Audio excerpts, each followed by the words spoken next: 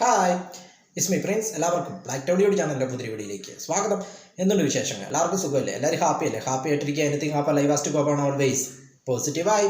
അപ്പോൾ നമ്മളൊന്ന് നോക്കുന്നത് പാനൂർ സ്പെഷ്യാലിറ്റീസ്, പാനൂരിൻ്റെ പ്രത്യേകതകൾ. അപ്പോൾ അതിനെക്കുറിച്ചാണ് നമ്മൾ നോക്കുന്നത്. കണ്ണൂർ ജില്ലയിലെ ഒരു മുനിസിപ്പാലിറ്റിയാണ് പാനൂർ എന്നത്.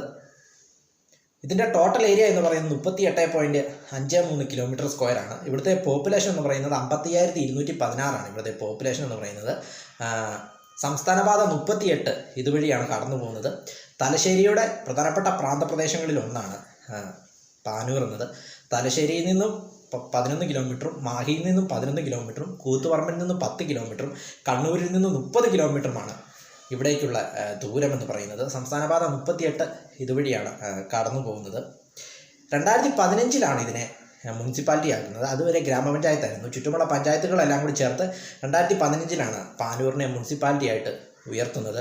പാനൂരിൻ്റെ ചരിത്രം നോക്കുമ്പോൾ പണ്ട് കാലത്ത് ഇത് കോലത്ത് നാടിൻ്റെ കീഴിലായിരുന്നു.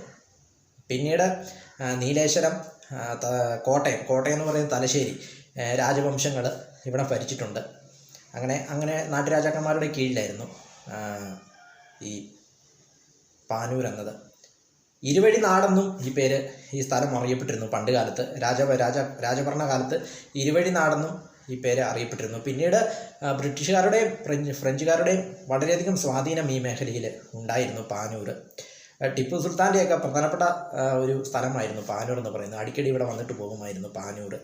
അതോടൊപ്പം കോട്ടയം രാജ്യം, അതായത് പഴശ്ശിരാജയുടെയൊക്കെ ഒരു പ്രധാനപ്പെട്ട സ്ഥലങ്ങളിൽ ഒന്നായിരുന്നു പാനൂർ. അങ്ങനെ ചരിത്രത്തിൽ നിരവധി പ്രത്യേകതകളുള്ള ഒരു സ്ഥലമാണ് പാനൂർ എന്ന് പറയാം. കണ്ണൂരിൽ നിന്നും ഏകദേശം 30 കിലോമീറ്ററാണ് ഇവിടേക്കുള്ള ദൂരം എന്ന് പറയുന്നത്.